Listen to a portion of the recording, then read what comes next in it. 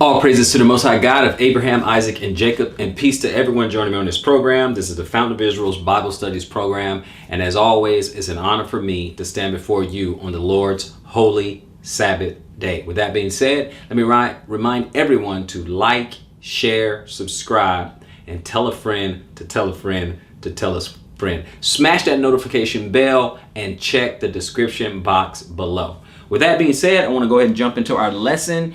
And it is, I'm new here. It's one of those count the cost kind of lessons when someone, is kind of brand new stepping into the faith and they just need to, cast off what they thought they knew about the Bible, because coming into the Hebrew faith, it's really about looking at the Bible anew, understanding what we formerly thought or was indoctrinated with may not be true, may not be accurate. Because one of the things that we have to understand now when coming into the Hebrew faith, coming into Torah, coming into Tanakh, coming into the Messianic beliefs, Hebrew Israelite, all of that, we have to understand that the Bible doesn't teach Christianity. It doesn't teach this idea of Christianity. It teaches the way. It teaches, if you take both Old Testament and New Testament, it teaches Messianic Torah observance. That's really what it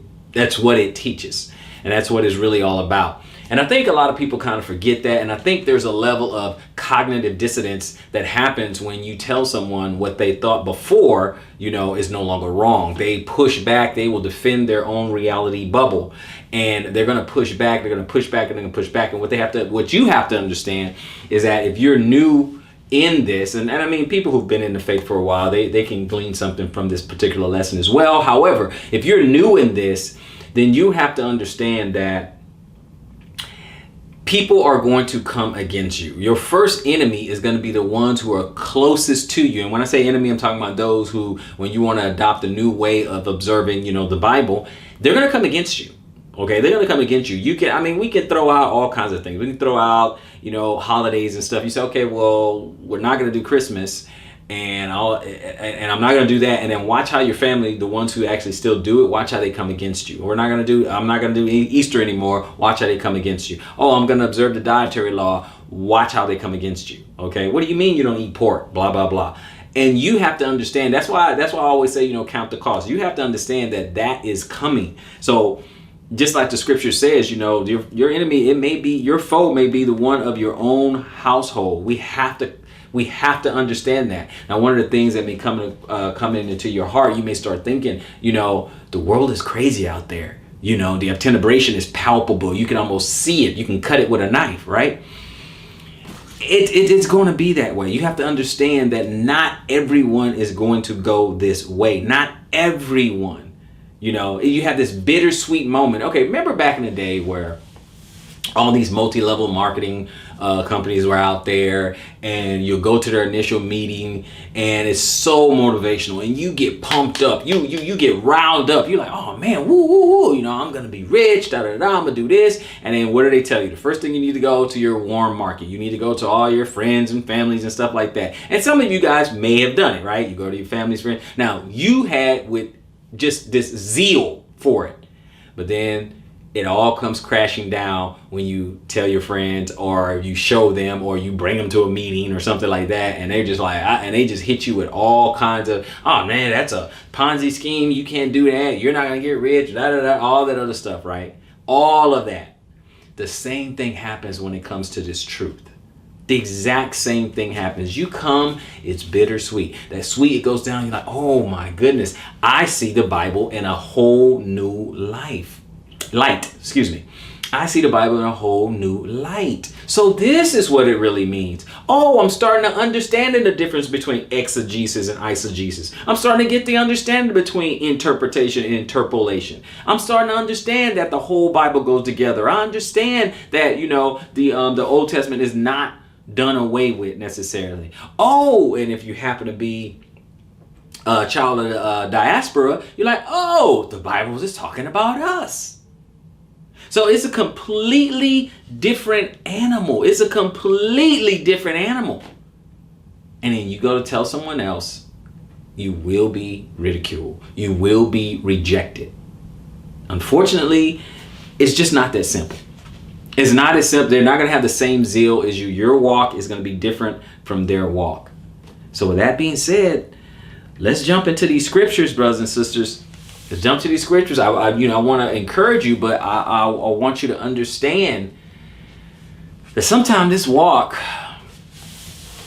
not only will it be difficult, it could be lonely. And you'll look behind you and there may be a dearth of support. None there. It's going to feel that way. You're going to feel alone. Sometimes. I just want to warn you. So let's go to Luke, or Lucas. Luke 14, 28 to 30. 28 says, "For who of you, wishing to build a tower, does not sit down first and count the cost, whether he has enough to complete it? Otherwise, when he has laid the foundation and is unable to finish it, all who see it begin to mock him, saying, 'This man began to build and was unable to finish.'" So you're going to start off in this walk and you're going to say, "Hey, you know what? You go to your family, oh, I think, I'm Israelite, or I think that we've been taught wrong, or Sunday is not the Sabbath. We should be doing this Sabbath on a Saturday or something." You better count the cost, because they're going to come against you. Now, again, this lesson, I'm not going to discourage you. I am preparing you. That's it. I don't want to discourage you. I want to prepare you for what's to come. You have to count the cost. This lesson is those who are new. This is a good starter lesson, because there's a whole lot and a lot deeper teachings to come after this. All right. So I just want you to keep that in mind, that it's a marathon, not a sprint.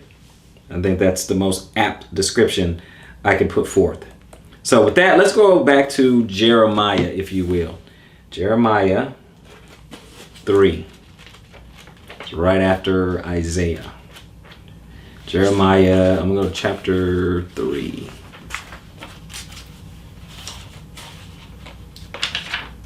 Jeremiah chapter 3. And see, what we have to understand is how the Most High is going to actually save people. How is it going to be done? Because I know we get excited and we want to go and tell our whole family and want them to come along. And there's nothing wrong with wanting that. There's nothing wrong with that. But understand this. Jeremiah chapter 3, I'm going to read 14, 15. It says, "Return, O backsliding children, declares Yah. For I shall rule over you, and I shall take you, one from a city, and two from a clan. And I shall bring you to Zion, and I shall give you shepherds according to my heart, and they shall feed you with knowledge and understanding." See, I'm going to take one from a city and two from a clan, one from a city and two from a house, something like that. I'm not taking everybody. So he's just taking you. And prayerfully, some people are coming along and listening with you. Listen to a lesson like this and say, "Hey, you know what? I'm about to start learning something here. You really need to check this thing out." Okay, great.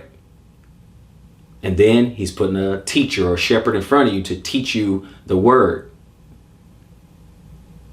But my question to you is, will you still walk this way if you have to walk alone?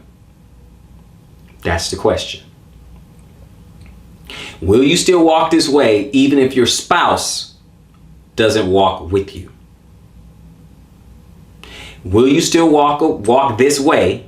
Okay, and I'm talking about the faith, the way. Will you still walk this way, walk in the faith? Okay, walk in Torah, walk in Mashiach, even if your family doesn't want you to or doesn't want to join you? Will you still do it? That's the question.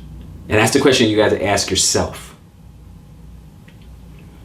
And those of you who have gone through this initial, comment down below. Let them know. Let the new people know if you went through it, if you have a story, if you went through it like, hey, I started following, this, I started following Torah or, Messianic Hebrew, and my family did this, a family did that, just kind of give them an idea. Comment down below. Just, let anyone who's brand new, a person, really don't know anything about, getting back to Torah, let them know. That way, and because it's to help them, it's to prepare them, it's to get them ready. Okay? This is step one, just to get them ready. He says it's going to take one from a city, two from a clan. Okay? Now let's go to Matthew. I'm sorry, guys. If it seems like I'm reading my version is the scriptures version of the Bible. So they will put the Hebrew words back in there, and I do that just so you can get a little bit more depth in our understanding. I want to go to Matthew chapter 10. Matthew chapter 10. I'm going to start at 34. So I'm going to go to Matthew chapter 10. I'm going to start at 34. So with that, I want you guys to look at this. Look at what the Mashiach said, right? Do not think that I've come to bring peace on earth. I did not come to bring peace, but a sword. And let's see what he's going to do with that sword, right? Or what that sword's going to do. For I've come to bring division. I've come to bring division. And look at what's going to happen. A man against his father, a daughter against her mother, and a daughter-in-law against her mother-in-law.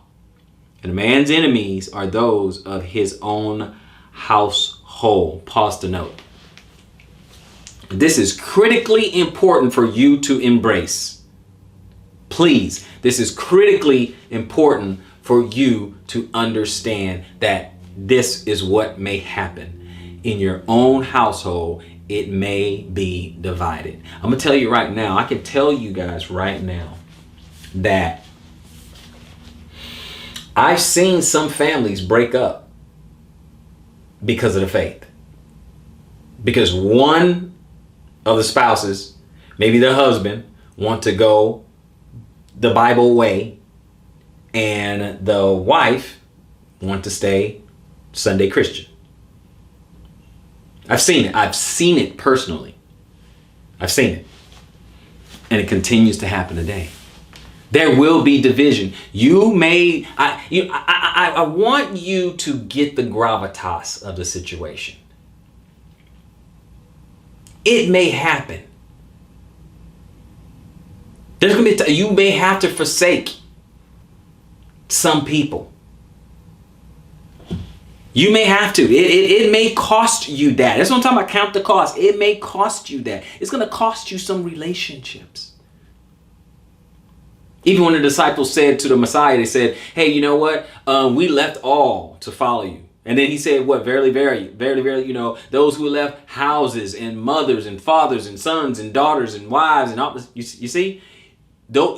Because it's going to happen. Now, am I advocating, hey, everybody get divorced and all? No, that's going to happen naturally. You start walking in a way and people will show themselves to you. Trust me. You don't have to leave. They'll leave you. Okay? But yeah. Now, some of you guys may have to squeeze the trigger on some things, but I'm not advocating it. I'm just saying it's going to come your way. You don't have to invite it. My point is you don't have to invite it. It's coming. Right? Now let me continue in 37. He said, he who loves what? Father or mother more than me is not worthy of me. And he who loves son or daughter more than me is not worthy of me. And he who does not take up his stake and follow after me is not worthy of me. And he who has found his life shall lose it. And he that has lost his life for my sake shall find it. That's what you trading in, brothers and sisters. Okay? That's what you trading in. You trading in your old life. You trading in your old way of thinking. You trading in the Sunday Christianity, that doctrine. You trading in your Sabbath, your Sunday Sabbath. You're trading in your Christmas. You trading in Easter. You trading in all the pagan holidays. You trading in your pork. You putting down your pork chop. You getting pork off your fork. You doing all these things. You trading in all that. And you cannot love mother and father or son or daughter more than you love the Messiah and your salvation. I know that's hard to hear, but that's what it is. That's the cost. Count the cost. I'm just giving you a State of the Union address right now. Just letting you know, look, this is what it is. It may not be rainbows and lollipops and all night. This is what it is. And I'm going to tell you right now, people fight against it. They fight against it. So you might lose family. And if you're lucky enough, you might have new family. Let me give you an example of that. Let's go to our Mark. Let me give you an example. Let's go to Mark. Let's go to chapter 3 in Mark. And we are going to, you know what? I'm going to back it up a little bit. I'm going to go to 31. I probably have it. Yeah, I got 31. Go to 31. Mark 3:31. And his brothers and his mothers came, and standing outside, they sent to him, calling him. And the crowd was sitting around him. And they said to him, "See, your mother and your brothers are outside seeking you." But he answered them, saying, "Who is my mother or my brothers?" And looking about on those sitting around him, he said, "See, my mother and my brothers. For whoever does the desire of Elohim is my brother and my sister and mother." That's who your family is. Your new family is those who believe. You may not have a biological tie to your new family, but that's your new family. That's how it's going to be. And I'm going to tell you right now, the tie that binds, okay, that family, that clan, it is so strong that some people will and have forsaken the scriptures, forsaken the Messiah because the family, because of groupthink, because of tradition. It's going to happen. It's going to happen. And it's very hard, it's very difficult to break away from it. It's very difficult to break away from it, especially from those who are that close to you in your own family or in your own household. It is so difficult. I cannot stress that enough. But let's go. I'm going to give you another example. Let's go to Timothy. Let's go to Timothy or Timotheus. Okay. Let's go to Timothy, or I should say 2 Timothy or Timotheus Bet.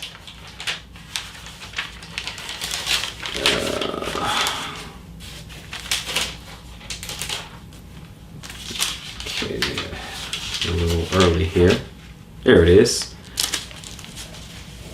Timotheus Bet, or 2 Timothy, and I want 3 and 12. One verse, 3 and 12. And indeed, all those wishing to live reverently in Messiah Yeshua shall be persecuted. All those.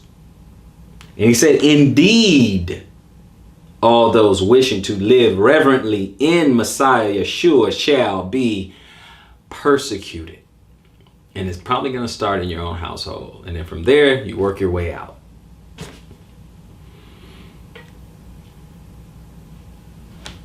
One of the things you're going to notice, again, with those people who are new.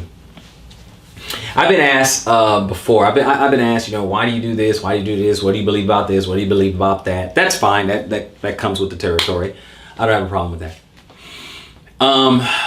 And I was having a conversation with someone. And I had to, and I've had this conversation more than once. I mean, it's like carbon copy conversations. And they ask about my beliefs and stuff like that. And I said, well, I don't observe, Christmas and Easter and all that. And I already know the all too familiar refrain. Oh, it's about Jesus and his birthday and all that. And I said, well, what if I told you it's not about his birthday? What if I told you it's not about that? And he didn't even want us to even celebrate or observe his birthday. Oh, well, what do you mean? What do you mean? I said, well, what if, I said, all this December 25th and gifts and trees and holly and all this other stuff. I said, have you ever looked at the origins and stuff like that? I said, in fact, not only is it not his birthday, he doesn't even want us to celebrate it. And it says it in the Bible. Oh, what? Now, you guys already, the new people may not know where I'm going, but you guys have been around a while. You already know where I'm going to go. But before I did that, I said to this guy, I said, listen, let's play a game of charades first. Let's do that first. Humor me. Of course, he was taken aback a little bit, but I said, just humor me for a second. And so I started to act out, the whole thing. And I said, okay, so just tell you. So I'll act it out. You tell me what am I doing, right? And of course, I have a limited camera view, so you can't see everything I'm doing. But I took an act and I aimed very, very low, right? I didn't say anything. I just said, okay, boom, boom, boom. I kept doing that. I said, what am I doing? He's like, you're hitting, you're chopping. I said, yeah, I'm chopping, right? And then after I'm done chopping, I said, like that. He said, okay, something is falling. Okay, something is falling, right? So I went and pretend like I was tying it in, and I'm just dragging. He said, you're dragging. I said, okay, yeah, I am. Okay, I'm dragging, and then I lifted up. He said, okay, you picking it up, and I'm like standing it up a little bit, making it and all that, and I act like I'm grabbing some, tinsel, and I'm like doing like this. And I started doing like this. He said, oh, what you decorating? You decorating. And I said, oh, yeah, exactly. I'm decorating. And I went, act like I'm grabbing a little top or whatever. I'm doing like this, hit way up there, climb up, put it on top and all this other stuff. Okay. So then I start speaking. I said, okay, so what was I doing? He said, it looked like you got a tree and you're decorating and all that. I said, okay, great. Now turn with me to Jeremiah 10. Now, you guys already know. Go to Jeremiah 10, read the first 4 verses and all that. I said, go not the way of the heathen. I said, what does that mean? He said, don't do it. I said, okay, yeah, go not the way of the heathen, right? So we go there. And I said, okay. And then it says, one, work with the axe, go into the forest, cut down a tree, drag it into the house, fix it up so it doesn't move. I said, you deck it with silver and gold. All that. I said, okay. So it says, now I said, what was the first thing it said not to do? It said, don't do it. Don't go not the way of the heathen. Don't do what they do. I said, exactly. And I said, this is Old Testament, because this was a Sunday Christian. He was a Sunday Christian. I said, so this is the Old Testament. So it don't have anything to do with his birthday. And it said not to do it. And then you do it. Right? And then I said, so why don't we just not do that? Why don't we just observe his death or something like that? I said, and then he says, oh yeah, but what you talking about, like Easter and all that? I said, well, no. I said, okay. I said, no. What I mean is Passover. Okay. He said, do this, bread and wine, do this in remembrance of me, that kind of thing and all that. He said, oh, well, we're Christians and, we do like Easter and all. I said, okay, but they didn't do Easter. I said, let's pause for a second. Time out. Do you see what you just did? I said, we went into the Bible, the Old Testament, and he said not to do something, and you do it. We went to the New Testament, he said to do something, and you don't do it. You see, brothers and sisters? That's that cognitive dissonance. That's the rebellion. That is what you're up against. Let's keep going. So we're going to go back to Matthew. Let's go to 10. Matthew 10.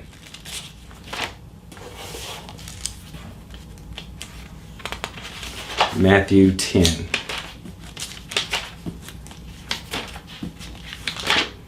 And that's all day long, brothers and sisters. Happens all day long. Matthew 10, verse 40. Matthew 10, verse 40. And he who receives you receives me. And he who receives me receives him who sent me. So when you go to testify to other people and talk to them and let them know, you know, the way we should be observing the Bible, the way we should be looking at things, okay? The whole Bible, new set of eyes, really becoming a new creature in Christ or the Mashiach. If they receive you, then they receive him. And if they receive him, they receive the Father. That's how we hope. That's how we hope it goes. Let's go to Yohanan or John 10.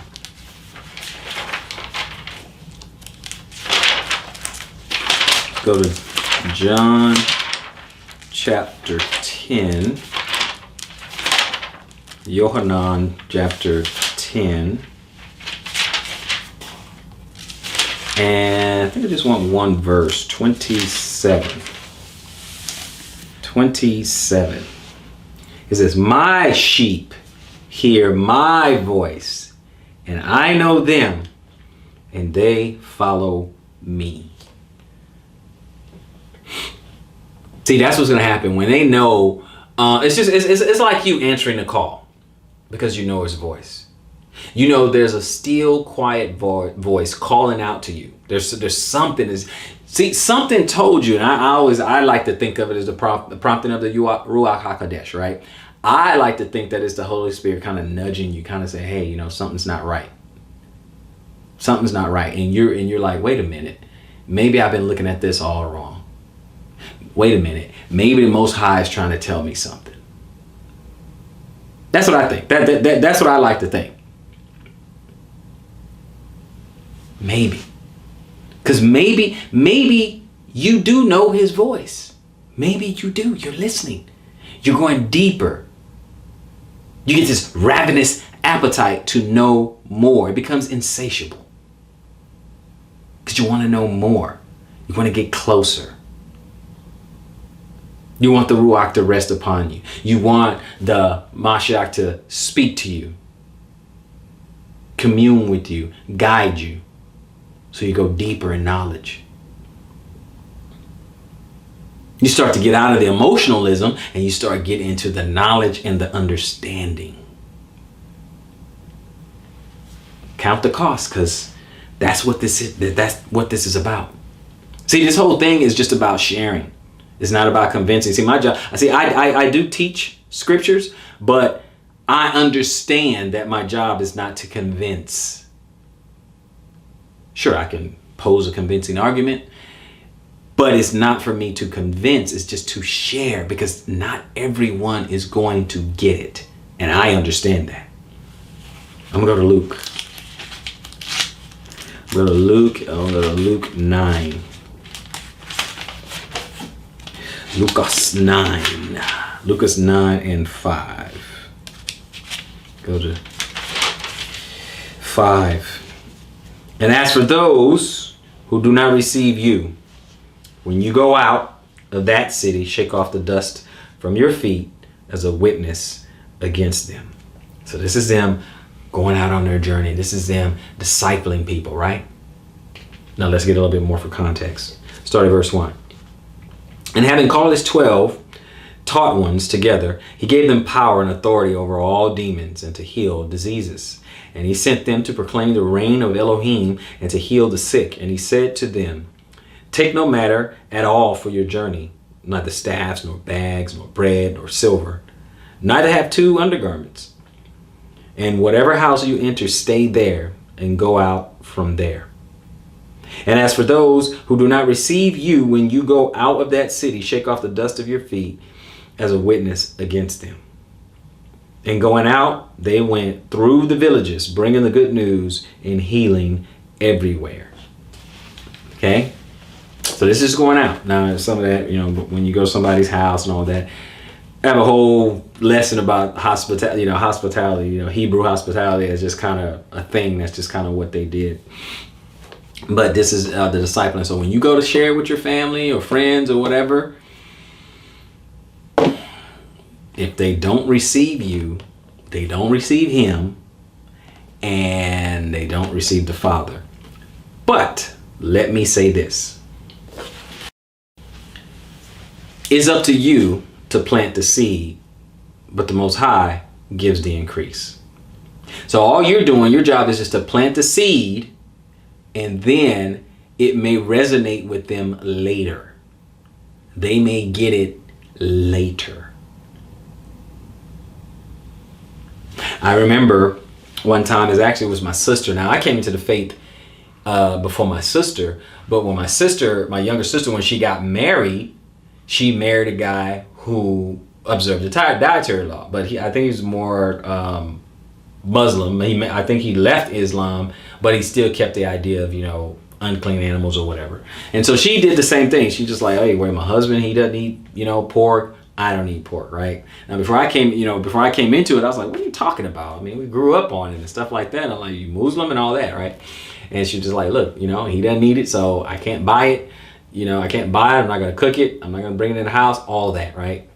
I didn't think anything of it. I'm like, okay, I mean, that's on you, that kind of thing, But about a year, but to be more accurate, maybe 2 years. Maybe 2 years later. Okay, this was many moons ago, but maybe 2 years later, I came back, told her, I said, once I had come into the truth, I started learning, I got into the, Sabbath, I got into our identity, I got into the dietary law, and I told her, I said, you were right. You were right. We're not supposed to eat pork. And she just laughed and she said, yeah, you were about to give me a hard time on it. I said, yeah, I know. I was kind of, ribbing her a little bit, but she was right. But my point is, it planted a seed. It did plant a seed because I didn't forget. I went over to her house, and all that. And she took up no pork, no bacon, ham, pork chops, none of that stuff, right? And I just thought, it kind of struck me because we did grow up eating that mess. Okay? I was the butter muffin with a pork chop in my mouth. I was the butter muffin with bacon and eggs and all that. That was me. One of my favorite categories of food, not categories, lack of a better word. I can't think. Category, genre, I'll just say type for the lack of a better word. What has always been Cajun food. I love I love etouffee and jambalaya. That's my jam. Not anymore. Until you switch things around and make a clean version of it. But for the most part, unless I make some Cajun food at home and make it clean, I can't go to a restaurant and eat Cajun food because all the stuff that I like was unclean, So, what can I say? But it resonated with me the whole time. It resonated. So you may be planting a seed and it may come back. You never know. You never know. They may not capture it and grasp it with all this zeal like you once did. So let's move on. Okay. Matthew, let's go to 19. It's one of the things I had spoken of before. I'm going to go back at 19. And I kind of like all this. I'm doing this, from New Testament and stuff like that, because this is the entering of a Messianic age, right? During this time, okay, this first century is entering into a Messianic age, and you understand it. And this is where they get all the cognitive dissonance. Think about it. A biggest pushback obviously was other Israelites of the time, Pharisees, Sadducees, all this pushback because they're entering into a Messianic age, right? So, Matthew 19, I'm going to start at 27 to 30. And I talked about this a little bit earlier. But 27, then Kepha answering said to him, see, we have left all and followed you. What then shall we have?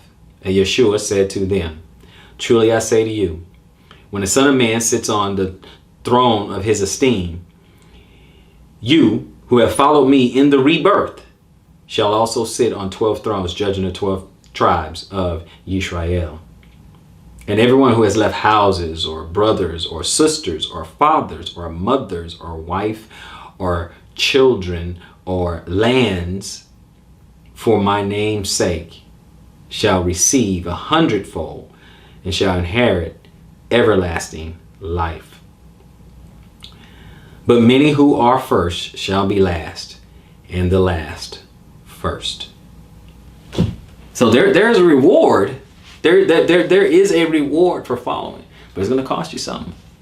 It says you're going to lose some things. You're going to lose a mother, father, sister, brother, wife, children. You may lose something.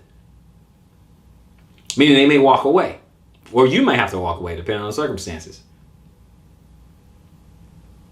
Are we getting it? Are we under? I just want to make sure that you understand it. Comment down below. Let me understand. Let me hear if you're understanding, if you're getting it, if you're getting what's going on here. Okay? So we're going to keep going. We are in Matthew 19, and we are going to go on over to Mark. One book up. Let's go to Mark. And we're going to go to chapter 12, Mark. And what I want, Mark 12 and 30. But before we do that, I'm going to do 29 and 30. And Yeshua answered him, the first of all the commands is this: Hear, O Yisrael, Yah Elohim, Yah is one, or Yahweh. I know some people look at that and be like, isn't it like Yahweh? Or I just say Yah for short, so we don't argue. You know, so you have less dissension on the name and true name and all that stuff. So just say Yah for short because it's pretty much in almost all of them. Okay, so, and you shall love Yah your Elohim with all your heart and with all your being and with all your mind and with all your strength. This is the first commandment. This is the first commandment. And the second is just like it. It says, and the second like it is this: you shall love your neighbor as thyself. Now understand that first commandment is not new. Now under the Christian umbrella, they make it seem like it's new. But we find that over in Deuteronomy 6. Deuteronomy 6 and 5, love him with all your heart and mind. And then you find this love your neighbor as yourself in Leviticus 19. So this is not a new, this is new. This is the first commandment. And Yeshua said this is what we have to do. You have to love God with all your heart, might, soul. And then you have to love your neighbor as yourself. That's a commandment. That's still Torah.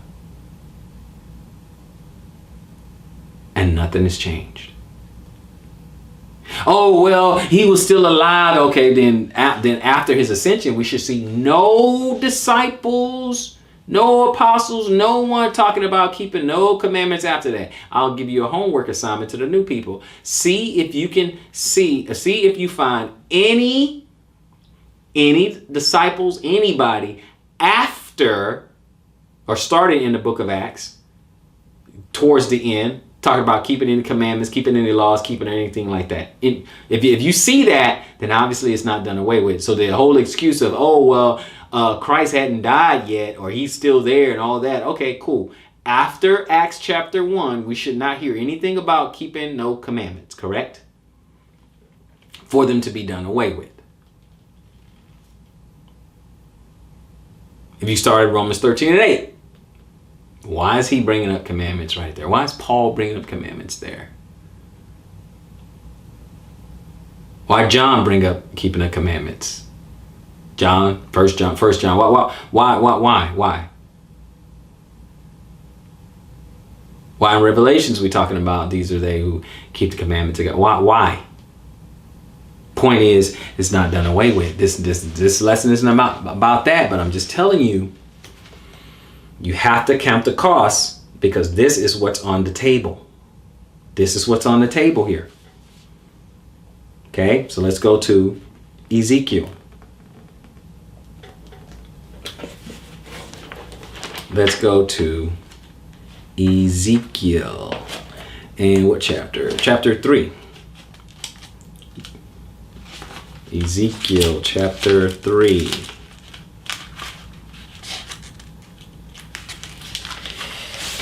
All right, and when I get there, I'm going to start at verse 17. Ezekiel chapter 3. And I'm going to start at verse 17. And it reads,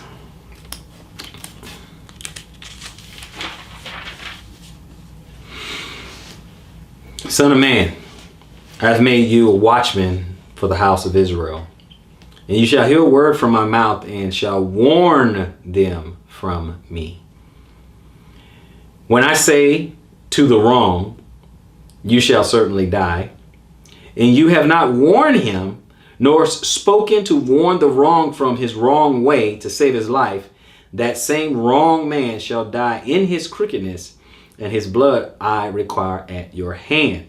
Pause to note, I'm a Bible teacher, so I cannot teach according to one's feelings. I can't teach that way. So I can't withhold some truth from you. Okay? I can't withhold the truth and unrighteousness, knowing I know better, but I withhold it because you might be upset. Because what he just said here, in verse 18, at the end of it, he said, his blood I require at your hand. So I don't want anyone else's blood on my hand. So I have to teach you what thus says the Lord. What does the scripture say? And that's it. You do with it whatever you want. I'm here to teach, not to convince. Let's continue. 19. But if you have warned the wrong, and he does not turn from his wrong, nor from his wrong way, he shall die in his crookedness, and you have delivered your being. I delivered myself just by telling the truth. It is what it is. That's my aim. 20. And when a righteous one turns from his righteousness and shall do unrighteousness, when I have put a stumbling block before him, he shall die. Because you did not warn him, he shall die in his sins, and his righteousness, which he has done, is not remembered, and his blood I require at your hand. See, I don't want this type of smoke. I don't want this. I don't want this. So I'm not here to spare feelings or anything like that. Now, I'm not here to deliberately offend, but you don't have to deliberately offend anyone, and people will find some offense in anything. We live in a day and age that truth is offensive. Go figure. Go figure. Woe unto them that call good evil and evil good, right? We an upside down clown world, bizarro world. That's what we are. We are just, it is what it is.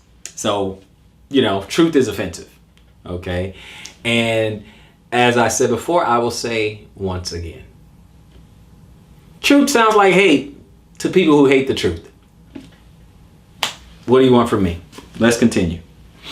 So we're in Ezekiel. We're going to go back to Matthew. Matthew 22. Matthew 22.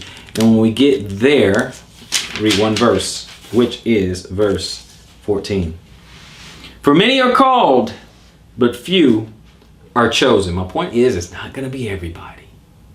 It's not going to be everyone. Everyone's not going to come this way. Question is, do you understand that this is an endurance race?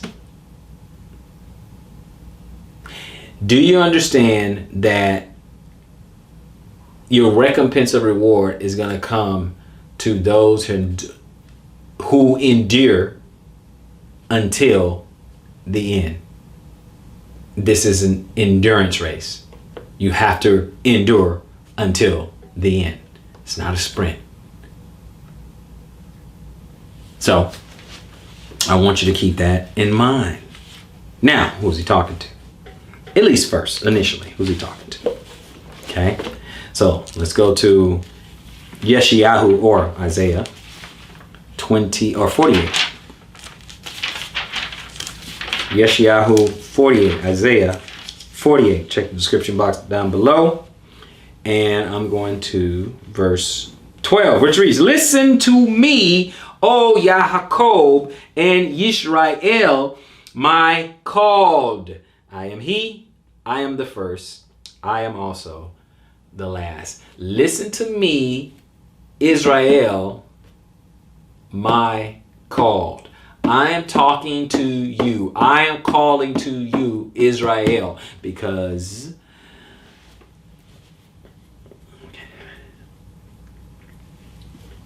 to the Jew first, then to the Gentile. To Israel first, then to the Gentile. That's what we're dealing with.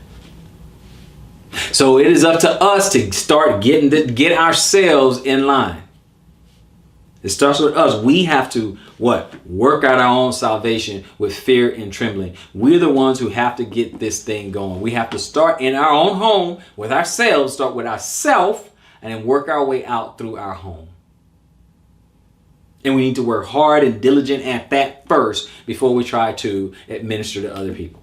To minister to other people. We have to do that. It's like Paul said, I need to, and I'm paraphrasing, I need to keep my body into subjection, or I need to do what I've been preaching lest I be a castaway. Okay, I completely paraphrased it, but you guys get the point, right? So, we're going to keep it going. Let's go back up to the New Testament, to the Brit Hadashah, and I'm going to go to Mark. And when I get to Mark, I want chapter 4. Starting at verse 10 through 20. "And when he was alone, those about him with the 12 asked him about the parable. And he said unto them, To you it has been given to know the secret of the reign of Elohim, but to those who are outside, all are done in parables, so that seeing they see but do not perceive, and hearing they hear but do not understand, lest they should turn and their sins be forgiven them." Unless they turn, "And he said to them, Do you not understand this parable? And how then shall you understand all the parables? The sower sows the word. These then are the ones by the wayside where the word is sown. And when they hear, Satan comes immediately and takes away the word that was sown in their hearts. And likewise, these are the ones sown on rocky places, who, when they hear the word, immediately received it with joy." This is your journey. Listen. "And they have no root in themselves, but are short-lived. Then, when pressure or persecution arises because of the word, immediately they stumble. And others are those sown among thorns. These are they who hear the word, and the worries of this age and the deceit of riches and the desires for other matters, entering in, choke the word, and it becomes fruitless. And those sown on good soil are those who hear the word and accept it, and bear fruit, some 30-fold, some 60, and some 100. You see, brothers and sisters, this is your walk into your messianic, your Hebrew messianic journey. This is what it's like. And this is why I'm saying not everyone is going to make it. Not everyone is going to accept it. Perhaps you have, good. But walk circumspect to these pitfalls that are out there. Because like he said, some of them, they come, they sow the word, one arises, and immediately Satan comes, take it away. I don't believe that. No, I don't take all that. No, you just trying to do something. No, you doing too much. No. And people walk away. I don't want to hear that. I'm out. Yeah, take it away. And likewise, there's one sown on rocky places, and when they hear the word, immediately receive it with joy. Like, oh, okay, this sounds good. Okay, all right. Let's do this. Okay. All right, we're going to do this. And they have no root in themselves, but are short-lived. So when does it die out? Then when pressure or persecution arises because of the word, immediately they stumble. Oh, you're one of them cults? That man, that's a cult. That's a scam. Don't do that. That's crazy. They just they're militant. They're legal. They trying to put you up under that law. No, don't do that. That's crazy. What are you talking about? They don't want you. You ain't gonna be able to do anything. They want to put you back under the bondage of the law. They try to put you back under works. You're going to have to work for your salvation and all that other stuff. No, we under the blood of Jesus. What are you talking about? You listen to them, man. Those people crazy. And exit stage left. These butter muffins are good. They are good. And those are sung amongst thorns. These are they who hear the word, and the worries of this age, and the deceit of riches, and desires for other matters, entering in, choke the word, and it becomes fruitless. Yeah, brother, I want to keep, this walk and everything, but, my wife, she gonna leave me, and, actually, I think we might be wrong. I was reading this and everything, but, I'm not even sure there is a God. I don't even think there is a God. There's no God. There's no Sky Daddy coming to save us or nothing like that, man. The guy playing a game of chicken with his wife, and he lost and walked away from the word, walked away from the scriptures. All these stories I know. So if you're new here, this is what you're looking at. Again, I'm not trying to discourage you. I'm trying to prepare you. Yohanan 6. John 6. And when we get there, we're going to read verse 41. No one is able to come to me unless the Father who sent me draws him, and I shall raise him up in the last day. So if you're here and you embrace this idea, you embrace it, you know what? I think I can learn a little bit more of the Bible. I think I want to know a little bit more. I think I've been duped. I think I've been bamboozled, hoodwinked, hornswoggled, taken advantage of. I want to walk this thing out anew. I'm about to go into a deeper understanding. He may be calling you. He may be drawing you. When you go into the library, hey, go into the library, Fountain of Israel, welcome. Go into the library, look at the lessons by topic, and we can go deep. We can go deep. It's deep. How far down the rabbit hole do you want to go? We can do this. Let's go to Romans. Ramayim. And when we get there, let's go to chapter 8.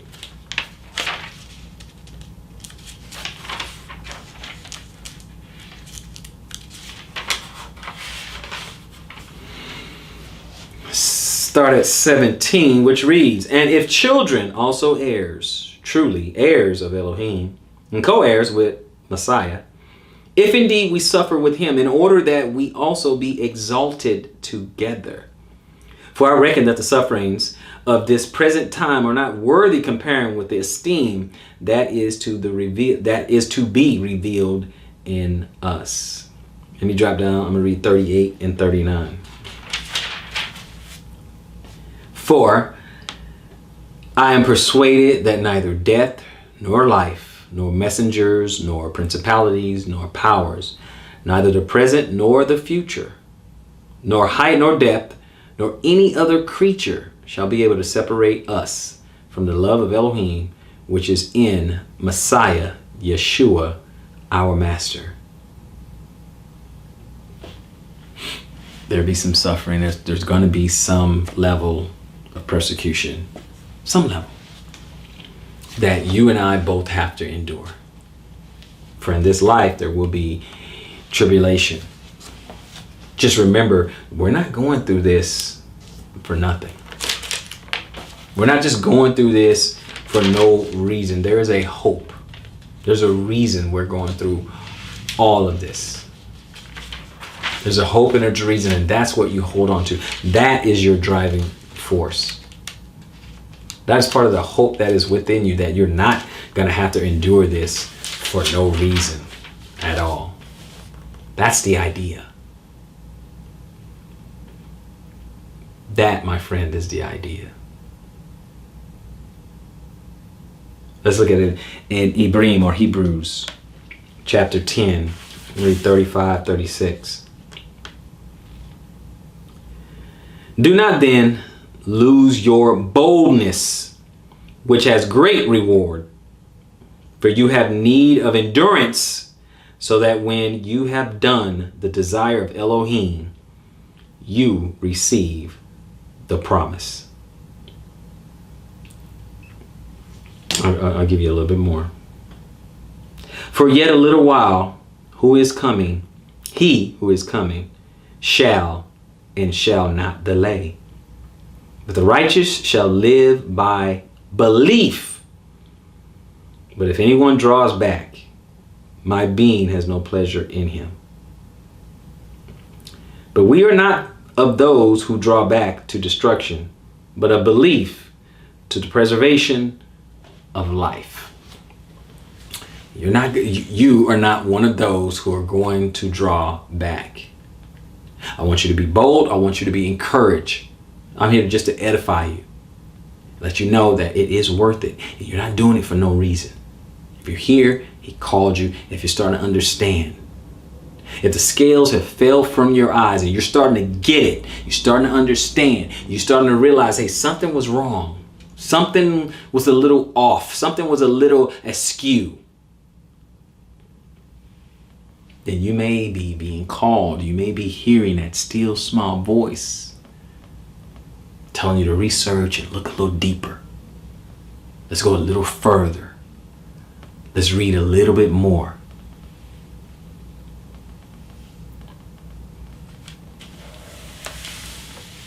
I'm only thankful that you spent this time with me and you gave me an opportunity to teach you, gave you an opportunity to present to you the word. And again, this is just like a starter lesson. It's a good refresher for those who've been around for a little while, because they have to be encouraged as well, because it is an endurance race. All of us have to be encouraged to keep going. We all need that cheerleader. Keep going, keep going. I'm here for that. I'm all for it. I want you to keep going. You're going to be discouraged. There's going to be people who's going to feel some type of way about your new walk, okay, your new lease on life. But this is your walk. This is your salvation on the line. We all have to work out our own salvation with fear and trembling. This is for you. This is about you and your salvation. It's about your immortality. It's about your access into the kingdom. It's about you being able to experience one day no more sickness, no more tears, no more sorrow. That you won the race. That one day that you can hear, well done, thou good and faithful servant. One day.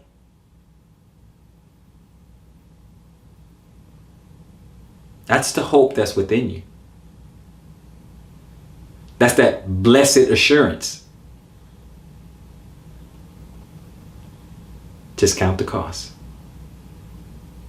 And if you have, you're well on your way. You're on the path. And Ezekiel would say, stay on the path. There's going to be times where you're going to stumble and fall. Get up. Keep walking. I hope someone's been edified by this lesson. So until next time, search the scriptures and prove all things. Shalom, Israel.